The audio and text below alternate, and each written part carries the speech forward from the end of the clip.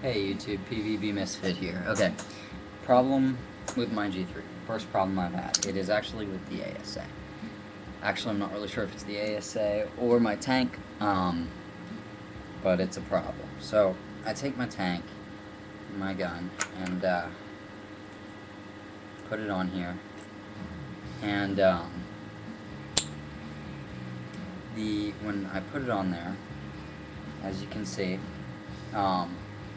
the gauge is on the bottom here, and the fill nipple sticks out to the right like that. I'm right-handed, like my primary hand is right, so that jams into my wrist to begin with, and that's, that doesn't feel good. I mean, and I don't want to switch to primary left hand just for comfort, because I'm not really good left-handed, but, also, it's really inconvenient to have the gauge on the bottom, because I don't want to be turning my gun upside down every time I want to check how much air I have. So I don't know if this is my tank. I don't know if there's something wrong with threads on my tank or the threads in my ASA. I never really had this problem before.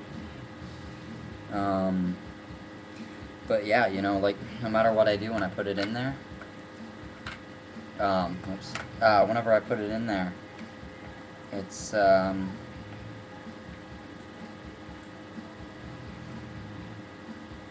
ends up the same way every time.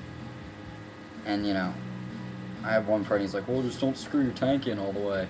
Just leave it undone like that so that you can, then leave it. I'm like, well, then it wobbles, and that's dangerous. And because if this thing comes, if this thing's wobbly, and I Superman dive into the snake, because I play snake, then, and I smack it on the ground by mistake, it's going to become a missile and shoot across the field.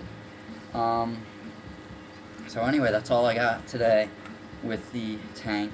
If you have any suggestions, or if you've had this problem, etc., feel free to make a response to this video, PM me, comment, whatever. Thanks a lot for tuning in.